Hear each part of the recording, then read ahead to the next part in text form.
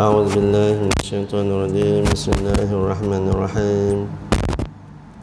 الحمد لله رب العالمين، والصلاة والسلام على أشرف الأنبياء والمرسلين وعلى آله وصحبه أجمعين. اللهم صل على سيدنا محمد الفاتح لما أغلق والخاتم لما سبق ناصر الحق بالحق والهادي إلى صراطك المستقيم وعلى آله حق قدره ومقداره العظيم ملء ما علم وعدد ما علم وزنة ما علم صلاة عظيمة القدر والمقدار. قال سبحانك لا علم لنا إلا ما علمتنا إنك أنت العليم الحكيم. قال رب اشرح لي صدري ويسر لي أمري واحلل عقدة من لساني يفقه قولي وسدد لساني واهد قلبي بحق سيدنا ومولانا محمد صلى الله عليه وسلم. ولا حول ولا قوة إلا بالله العلي العظيم. ولا حول ولا قوة إلا بالله العلي العظيم. ولا حول ولا قوة إلا بالله العلي العظيم. أما بعد. Alhamdulillah, segala puji dan syukur dipanjatkan kepada Allah Subhanahu wa taala yang telah menemukan dan juga menghimpunkan kita di dalam rumahnya yang mulia ini, di tempat yang mulia ini, dalam majlis yang mulia ini. Mudah-mudahan kita semua dimuliakan oleh Allah Subhanahu wa taala di dunia dan juga di akhirat sana. Lebih-lebih lagi yang dimuliakan ayahanda Tuan Imam, pegawai-pegawai masjid, ahli jawatan kuasa, tuan-tuan, puan-puan, hadirin hadirat, muslimin muslimat, ibu-ibu, ayah-ayah, abang-abang, kakak-kakak, saudara-adik yang dirahmati Allah SWT sekalian. Alhamdulillah, kita akan sambung lagi menggunakan kitab kita Ringkasan Sifat 20 karangan Tuan Guru kita, nafa'anallahu bi'ulumihi fid daraini amin. Muka surat yang ketujuh. Muka surat yang ketujuh. Dan pada minggu yang lalu kita telah membicarakan muka surat yang keenam, iaitu sifat 20 adalah cara untuk mengenal Allah Subhanahu wa taala. Sifat 20 yang akan kita pelajari dalam kitab tauhid ini ataupun dalam bab akidah ini adalah salah satu cara untuk mengenal Allah Subhanahu wa taala yang paling tepat. Jadi sifat 20 tersebut yang disusun oleh para alim ulama dah meliputi semua. Tak ada satu pun yang tertinggal lagi. Ulama dah habis dah. Bahkan pengajian menggunakan kitab ni, mencari sifat 20 ni, dah bukan generasi kita, sebelum kita ni pun di kalangan para alim ulama pun dah semua dah dikira seolah-olah ijma' sepakat dah. Tak ada lagi dah lain daripada sifat 20 ni, tak ada dah. Semua dah merangkumi dan juga meliputi dah. Allahu Akbar. Jadi ibu-ibu, ayah-ayah, abang-abang, kakak-kakak, saudara-adik yang dirahmati Allah Subhanahu wa taala, firqah yang selamat ialah firqah Ahlussunnah wal Jamaah. Dalam dunia ni Ahlussunnah wal Jamaah lah yang paling ramai pengikutnya berbanding dengan seluruh firqah-firqah yang lain. Kalau Syiah terbahagi kepada 22 firqah ataupun 22 kumpulan yang sesat. Syiah saja ada 22 kumpulan yang dikatakan oleh Imam saya tak ingat, pengarang kitab Risalatul Mustarsyidin. Dia mengatakan Syiah terbahagi kepada 22 kumpulan dan semua tersebut semuanya sesat belaka.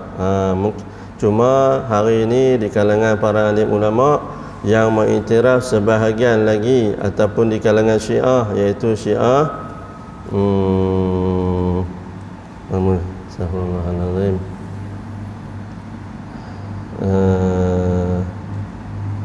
Muhammad Abdul Baqir Amuyakis, Ja'far As-Sadiq, Syiah Ja'fariyah. Daripada Syiah tersebut, Syiah Ja'fariyah ialah yang paling hampir dengan Ahlussunnah wal Jamaah, kerana mereka tidak membenci dan juga tidak apa dia, iaitu menentang para sahabat-sahabat yang lain. Melaknatlah bahasa kita ni. Berbanding dengan Syiah Imamiyah ke, Syiah Isna Asyariyah ke, semua kebanyakannya Syiah tersebut, mereka ini menghukumkan para sahabat baginda Rasulullah adalah orang yang sesat, ataupun sehinggakan mereka sanggup melaknat. Itu antaranya, itu pandangan di kalangan para alim ulama. Syiah Ja'fariyah adalah yang paling hampir dengan ahlu sunnah, yang dikatakan diasaskan oleh Imam Ja'far As-Sadiq, iaitu cicit baginda Rasulullah sallallahu alaihi wasallam. Itulah di kalangan para alim ulama pada hari ini. Baiklah ibu-ibu, ayah-ayah, abang-abang, kakak-kakak, saudara-adik yang dirahmati Allah.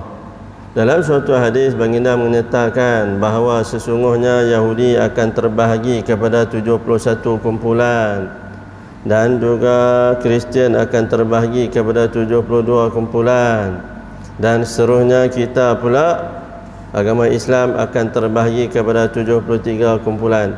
Daripada 73 kumpulan tersebut hanya satu saja yang selamat. Maka para alim ulama sepakat mengatakan adalah Ahlus Sunnah wal Jamaah. Kumpulan Ahlus Sunnah wal Jamaah yang menggunakan pakai Ahlus Sunnah, yang menggunakan pakai siapa dia? Iaitu 4 sumber hukum. Yang pertama ialah Quran, yang kedua hadis, yang ketiga ijma', dan yang keempat qiyas. Guna 4 ni dikira Ahlus Sunnah.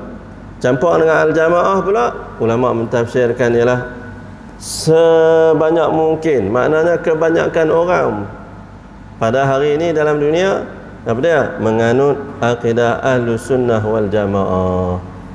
Kalaulah anggaran hari ini United Nation PBB mengatakan penduduk dunia ada 7 bilion. Contohlah ini 1.5 bilion adalah yang beragama Islam. Daripada 1.5 bilion itu lebih daripada 1 bilion yang mengikuti ataupun yang menganut akidah Ahlus Sunnah wal Jamaah. Jadi ramai ke tak? Ramai Kalau nak banding dengan Langkawi 130,000 orang ni tak ada apa. Daripada 1 bilion ni 130,000 ni tak tahu berapa persen, 0.001% kot. Allahu Akbar. Contohlah kita katakan. Jadi bila sebut Ahlus Sunnah wal Jamaah ialah kebanyakan para alim ulama mengikuti, membawa amalan ataupun perbahasan yang berlandaskan bersesuaian dengan Quran dan juga As-Sunnah. Jadi tidak lain dan tidak bukan ialah Ahlus Sunnah wal Jamaah. Walaupun dalam bab akidah, nanti tengok muka surat 7. Dalam bab akidah, dua pengasas utama dalam bab akidah. Dalam bab kita hari ini, akidah Ahlus Sunnah wal Jamaah dibawakan oleh dua ulama, iaitu Imam Abu Al-Hasan Al-Asy'ari dan juga Imam Abu Mansur Al-Maturidi.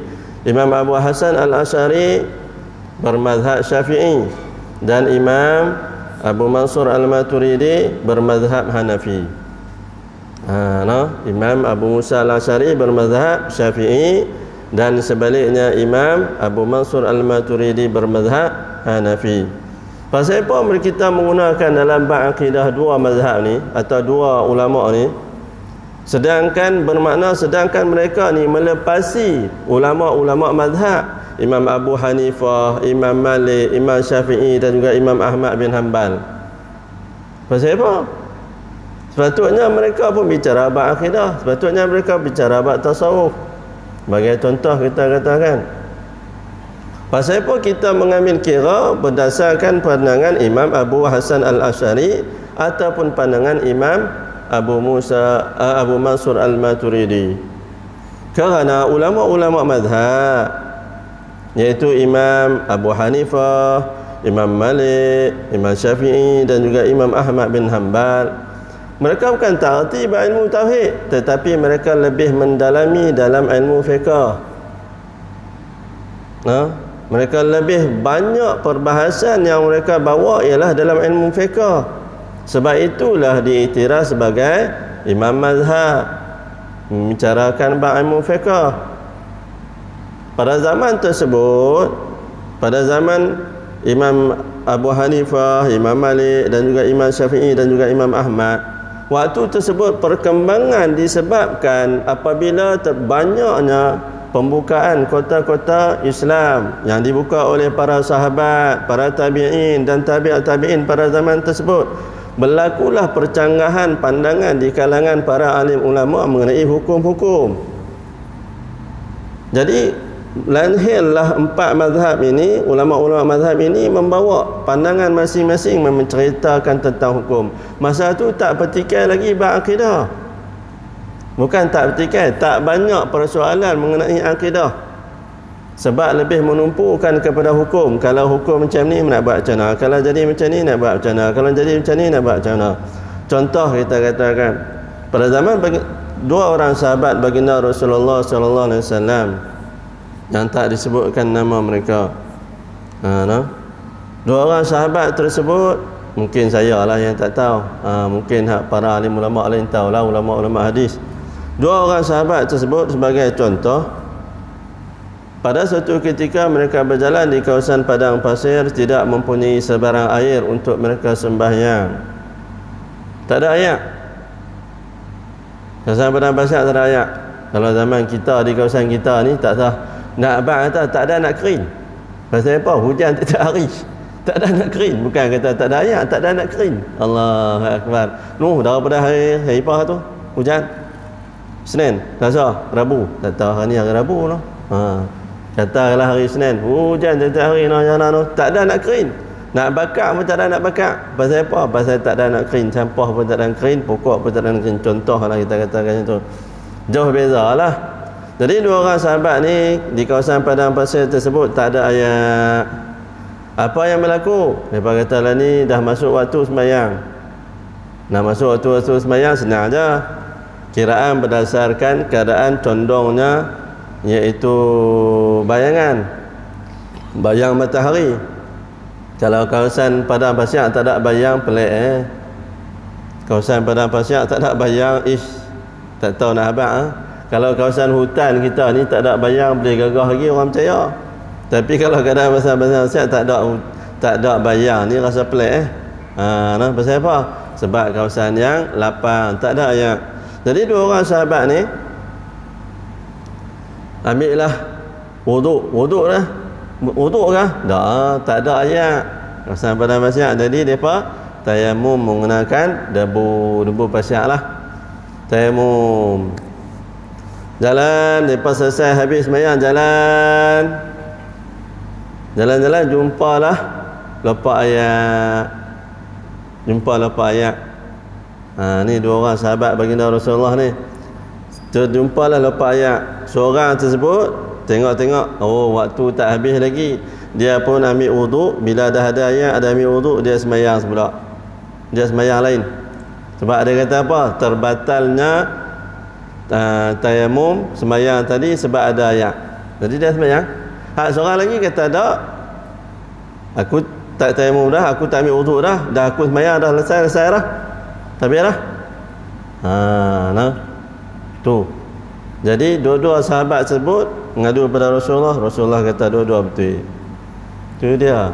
Tu khilaf di kalangan para sahabat. Jadi tak heranlah kalau ulama-ulama mazhab yang 4 tersebut ada khilaf dari segi pandangan dan juga ijtihad masing-masing. Jadi imam 4 yang 4 ini bukan bermakna mereka tak erti bahagian akidah, tetapi mereka lebih menumpukan bahagian syariat, bahagian hukum, kerana waktu tersebut orang terlalu ramai yang meminta penjelasan mengenai hukum. Masalah akal fikiran bab ijtihad tentang Allah Ta'ala ni, persoalan mengenai ketuhanan ni tak banyak pada zaman tersebut. Sehinggalah wafat keempat-empat orang para alim ulama mazhab tersebut, maka muncullah satu puak yang baru. Puak inilah yang menggunakan akal fikiran pada zaman tersebut. Apabila para sahabat, para tabi'in dan juga tabi'in berjaya membuka kota-kota besar di sebelah barat. Kota-kota besar di sebelah barat. iaitu Rom, dan sebelah timur Parsi, di sebelah baratnya Rom. Jadi ramailah orang yang pergi ke Rom dan sebagainya, mereka membawa balik fahaman-fahaman yang diajarkan di sana, yang digunakan pakai oleh orang Rom. Jadi bertemulah pertembungan di kalangan akal fikiran. Waktu itulah bermulanya sistem falsafah ataupun ilmu kalam. Orang mula mempertikaikan ilmu ketuhanan, sehinggalah muncullah puak yang pertama yang dikatakan menggunakan akal fikiran, ialah puak Mu'tazilah. Imam Abu Hasan Al-Asy'ari ini, dia belajar menuntut ilmu dengan ayahnya. Maknanya ayah dia pun hebatlah, cuk guru. Sampailah ayah dia wafat ketika mana usia dia 10 tahun. Bila ayah dia wafat ketika mana berusia 10 tahun, Imam Abu Musa belajarlah dengan para alim ulama lain, sehinggalah berlakunya satu peristiwa. Ibu Imam Abu Hasan Al-Asy'ari tersebut berkahwin dengan seorang lelaki yang bernama Al-Jubai. Al-Jubai ini ialah yang mempelopori hukum menggunakan akal, ataupun dinamakan Mu'tazilah. Dialah yang pengasas kepada fahaman Mu'tazilah. Imam Abu Musa Al-Asy'ari ini, Abu Hasan Al-Asy'ari ini, dia belajar sehinggalah usia dah 40 tahun. Dengan pak tiri dia lah, dengan pak tiri dia. Sampailah satu ketika dia rasa pak tiri dia ni tak apa nak betul. Allah bukakan futuhat, Allah bukakan petunjuk, taufik dan hidayah kepada Imam Abu Musa Al-Asy'ari. Maka berlakulah pertembungan di dalam pemikirannya dengan apa yang telah dikatakan oleh pak tiri dia tersebut. Kisah dia bagaimana? Kisah seorang budak jika ditakdirkan masuk ke dalam neraka, apa yang akan kamu jawab? Tu dia, tu ceritalah. Saya rasa saya cerita dah dulu-dulu ni. Jadi tak perlulah nak ulang balik. Jadi antaranya kisah yang berlaku, maka dia kata, tak boleh, seolah-olah telah bercanggah sama sekali dengan yang aku rasa. Jadi Imam Abu Musa Al-Asy'ari ini, Abu Hasan Al-Asy'ari ini, Abu Musa Al-Hasan Al-Asy'ari ini, dia pun keluarlah daripada pengajian pak tiri dia tersebut. Maka bermulalah asas akidah yang seperti mana yang kita mengaji sampai hari ini. Sehingga kan seluruh para alim ulama dunia yang mai ke dalam kawasan Malaysia ni, mereka merasa heran apabila melihat orang kita kawasan Nusantara berfahaman, bermazhab Syafi'i, menggunakan mazhab Ahlussunnah wal Jamaah Abu Hasan Al-Asy'ari. Mereka katakan di kalangan para alim ulama yang mai ke Malaysia, dia berkata, kekalkanlah selama mana pengajian amalan orang tua buat tu semuanya ada dalil. Jangan risau. Tu sama ada dari segi hukum fiqahnya ke, sama ada dari segi akidahnya ke, sama ada dari segi tasawufnya ke, semuanya ada dalil. Sebab apa? Sebab para alim ulama Nusantara ni pun mengaji bukan di tempat lain, di tempat mereka juga. Di Mesir mengaji, di Morocco mengaji, di Maghrib di Madinah mengaji, di Mekah, semua buat balik mai. Jadi semua amalan yang kita dok buat selama ni tak ada satu pun yang bercanggah. Walaupun nampak benda tu bid'ah, tapi pada hakikatnya masing-masing ada dalil. Allahu Akbar. Jadi dia berkata, kekalkanlah, jagalah. Yang ni adalah salah satu rahmat daripada Allah Ta'ala yang Allah kurniakan kepada kawasan Nusantara. Tapi mai pula golongan-golongan lain yang mengaji pergi tempat-tempat lain, masuk mai ni, dia kata hak nu tak kena, hak ni tak kena. Dia kata tak payah. Yang mana kamu duk buat berdasarkan para alim ulama dulu tu, semua ada dalil, jangan risau. Allahu Akbar. Siapa dia bawa? Profesor Naqib Al-Attas, keturunan baginda Rasulullah SAW. Bila dia masuk ke Malaysia, dia syarah kepada kita ni, di kalangan profesor-profesor dengan magister, orang buat master dan sebagainya ni, para cendekiawan ni, dia cerita yang sebenar mengenai keadaan Malaysia. Allahu Akbar. pada tahun yang ke-56 Hijrah. Pada tahun yang ke-56 Hijrah, dia membawakan cerita kisah mengenai agama Islam di kawasan Nusantara. Yang pertama di Sumatera Timur. Orang Arab yang sampai yang pertama di Sumatera Timur pada tahun 56 Hijrah. Bayangkan kalau pada tahun 56 Hijrah tu zaman siapa tu?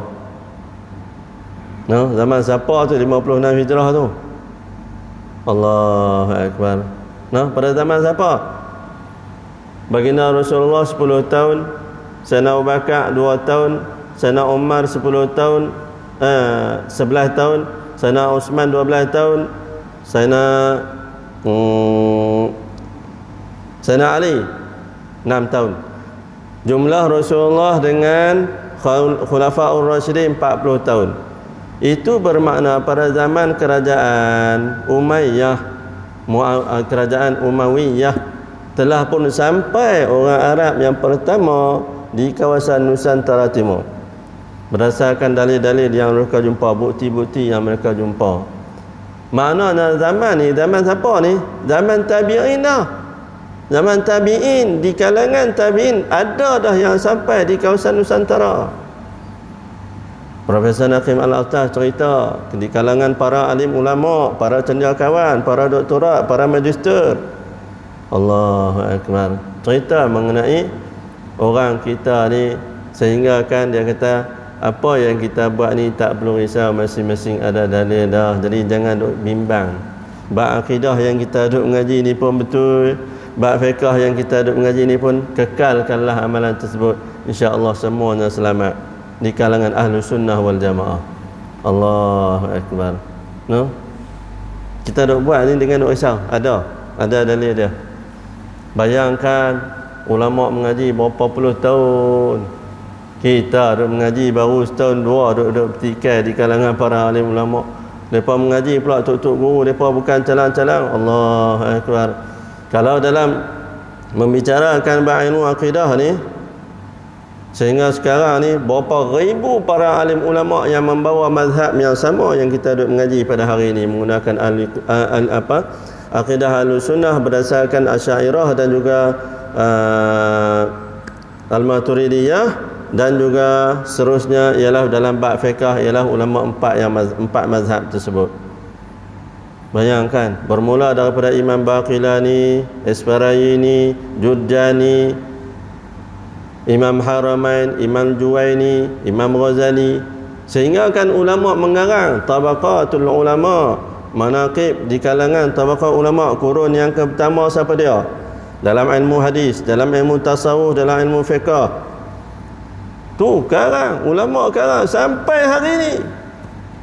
Bayangkan berapa ramai para alim ulama yang sampai kepada kita hari ini ilmu mereka.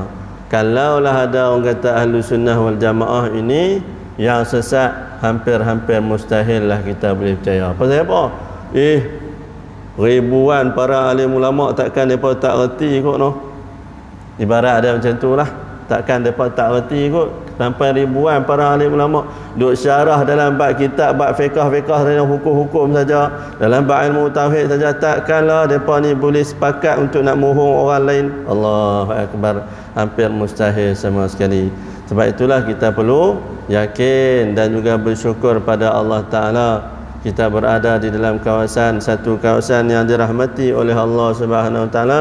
Amalan yang kita lakukan ini insya-Allah bertepatan dengan akidah Ahlussunnah dan juga bermazhab Ahlussunnah wal Jamaah. Jadi jangan risau. Allahu Akbar.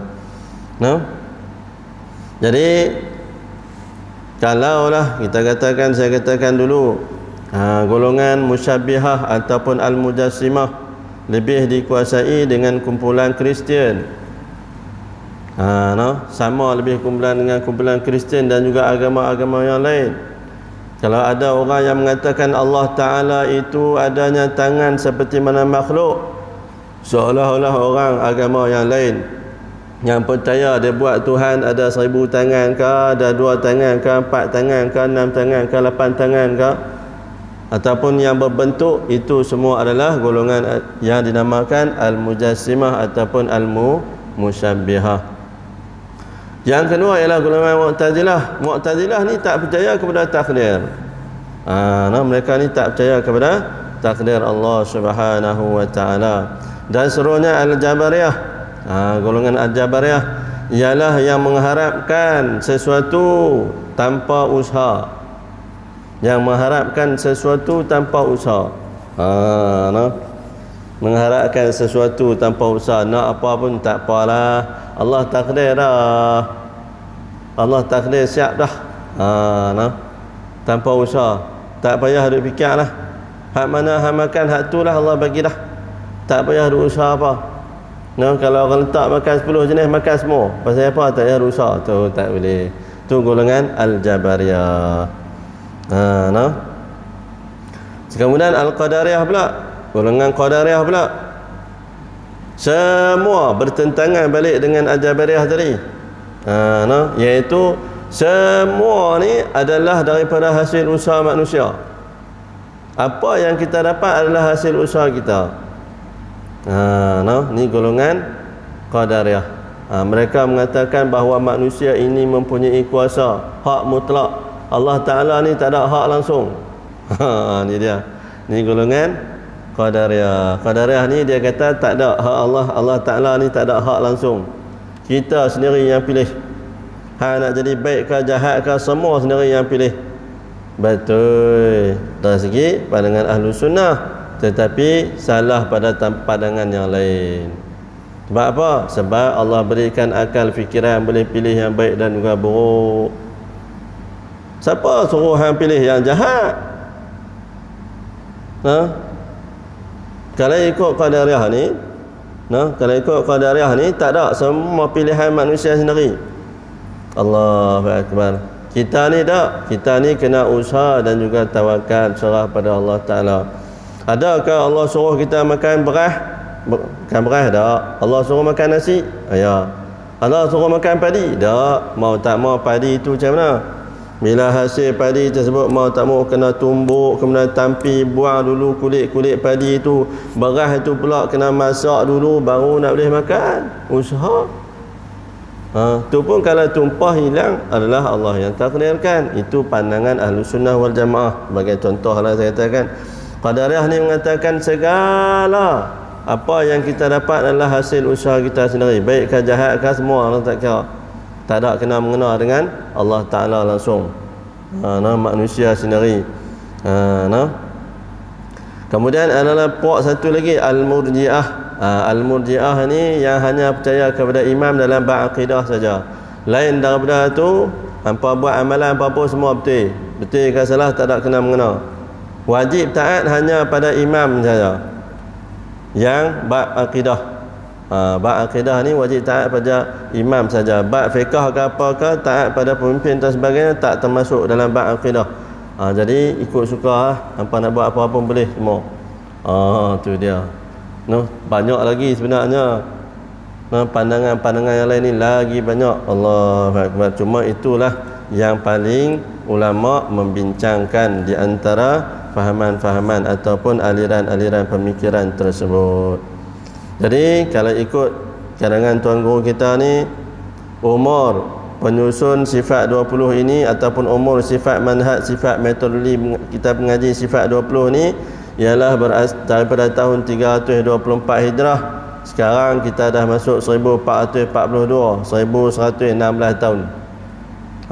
Di buku muka surat 7 tersebut bukan 1116, bahkan 1118 tahun dah. Pasal apa? Sebab lah ni 1442 Hijrah dah. Bayar dah, lama dah. Kalau lah ada hari ni ada orang yang petikai lagi, tak tahulah, habis lah. Nak kata macam mana lagi? Ribuan para alim ulama, tak ada siapa pun yang petikai. Mai hari ni kita nak petikai kata sifat 20 tak kena. Oh, pelik lah. Pelik lah. Allahu Akbar. Sebab itulah ada orang kata macam mana sifat 20 saja, tak ada sifat lain lagi. Ada. Kalau ada hang bawa mai, kami nak dengar. Bawa lah mai sifat apa lagi yang ada lagi. Sifat izzat pada Allah Ta'ala lagi lain daripada sifat 20 tu. Bawa mai hak lain.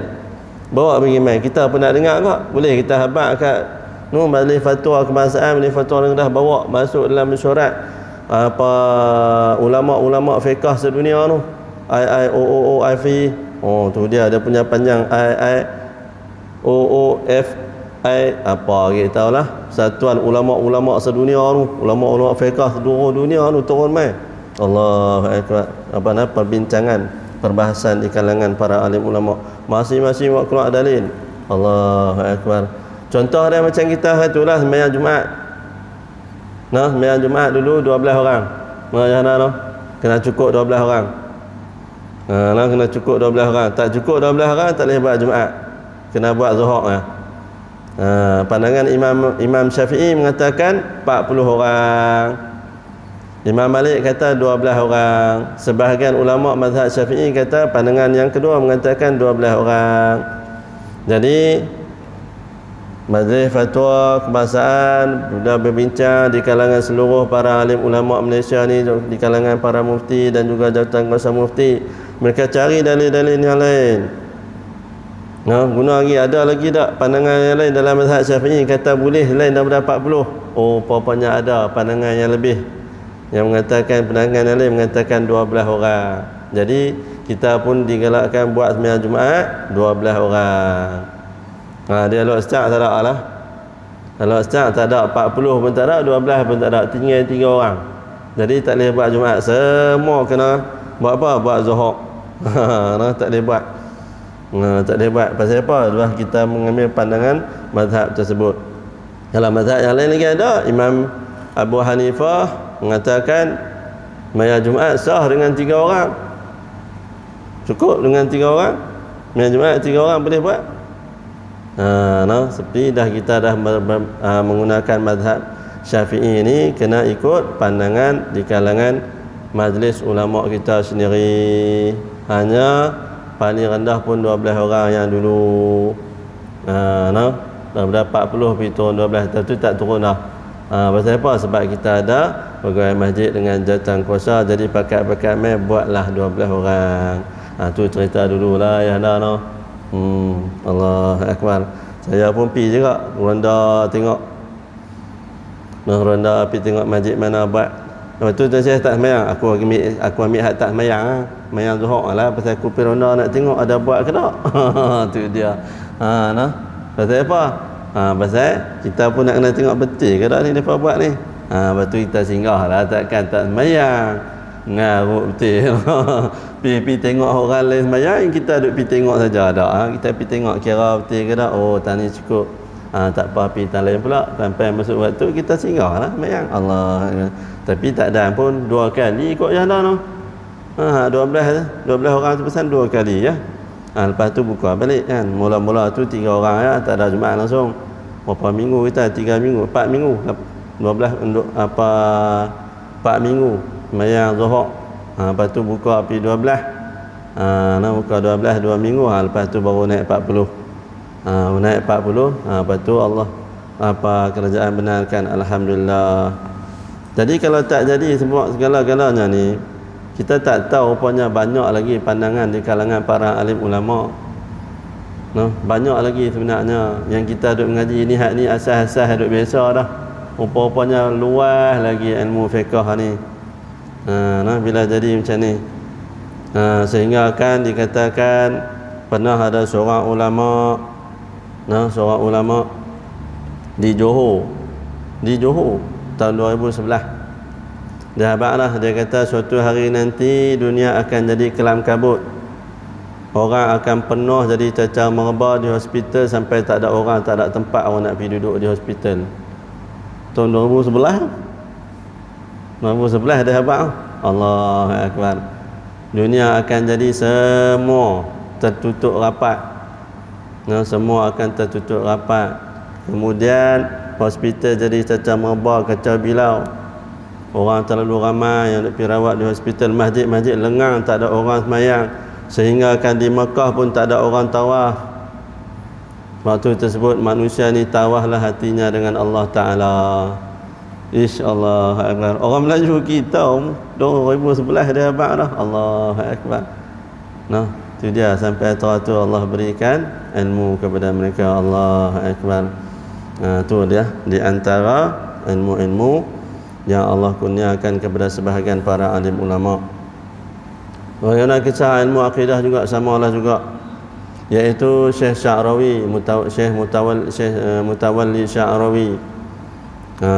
Saya sampai di sana, tak ada, dia meninggal dah. Dia meninggal tahun 1997. Saya pergi 1998. Sampai di sana tahun 1998. Seminggu kemudian wafatlah Tok Guru Wali Allah Ta'ala Syekh Ahmad Zaki Ibrahim, pengarang kitab Usulul Usul dan juga tarikat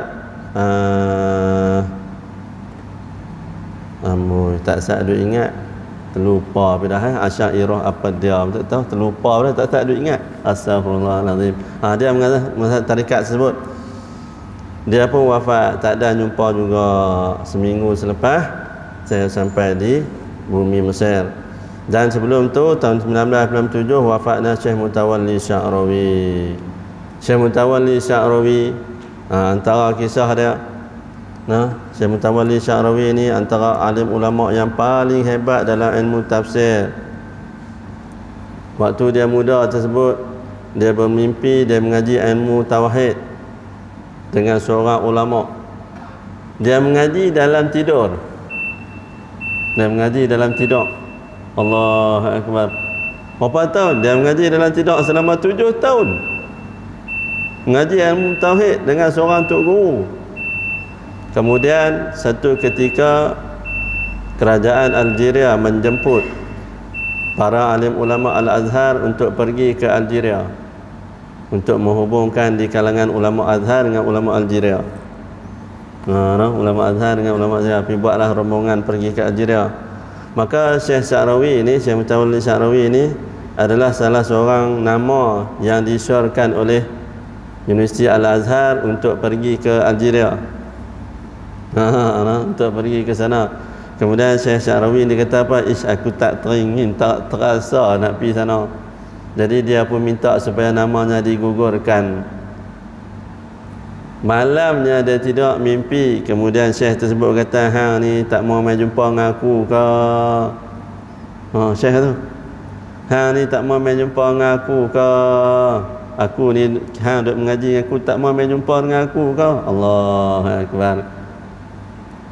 Syekh Sya'rawi punya terkejut terus. Dia habaq kepada Al-Azhar Universiti, kata boh nama ada seorang, dia nak pergi cari tok guru dah di sana. Pergilah, sampailah di Algeria. Sampai di sana dia pergi cari siapa dia tok guru ku duk mengaji dalam ilmu tauhid ni. 7 tahun mengaji dalam ilmu tauhid, dia cari siapa dia. Cari, sampailah jumpa di Algeria Syekh Balqaid, tu dia nama Balqaid. Dia mengaji. Lepas tu dia tak jumpa tok guru dia, dia punya seronok. Allahu Akbar.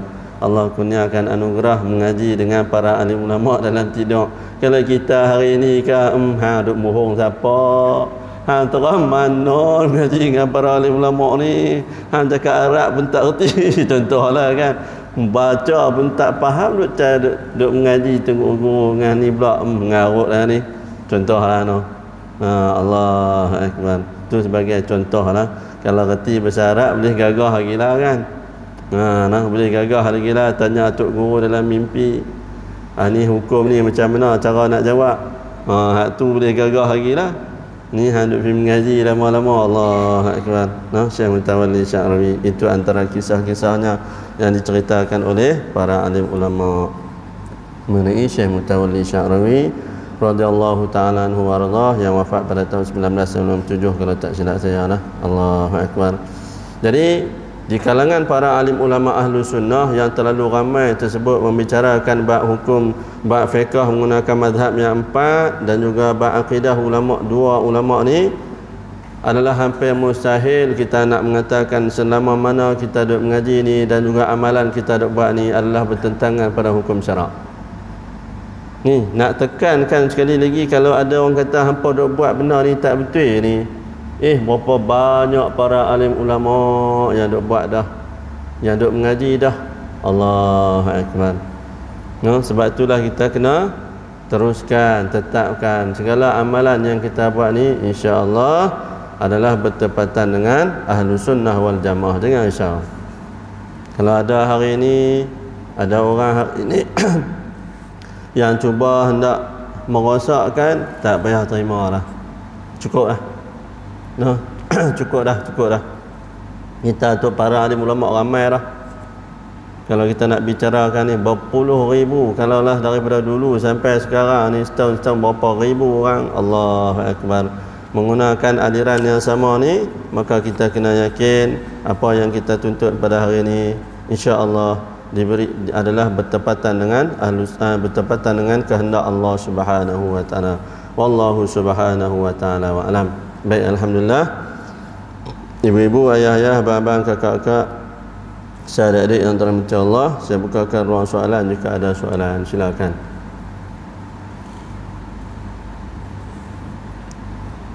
Ada soalan? Ada?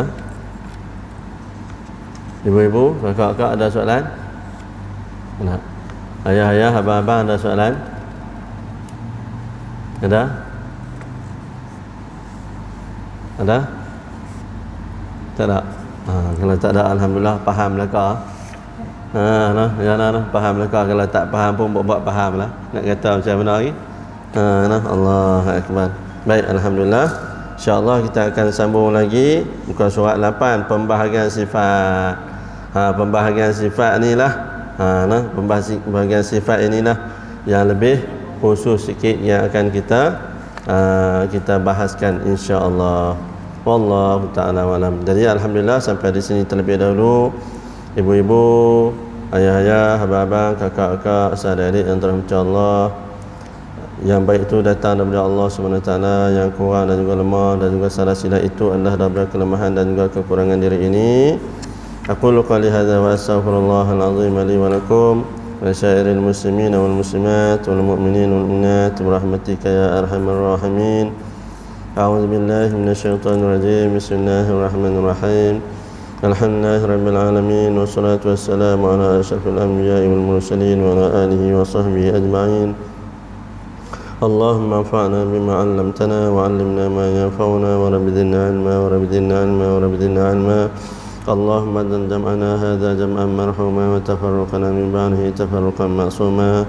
Rabbana atina fid dunya hasanah wa fil akhirati hasanah wa qina adzabannar wa qina adzabannar wa qina adzabannar. Wa sallallahu ala sayyidina Muhammad walhamdulillahi rabbil alamin. Marilah kita tutup kita dengan tasbih kafarah dan suratul Asr. Subhanakallahumma wa bihamdika asyhadu an la ilaha illa anta wa astaghfiruka wa atubu ilaik. Bismillahirrahmanirrahim. Wal 'asr inna fi khusr illa alladhina amanu wa 'amilus solihati wa tawassaw bil haqqi wa tawassaw bis sabr. Sekian, wabillahi taufiq wal hidayah. Wassalamualaikum warahmatullahi wabarakatuh.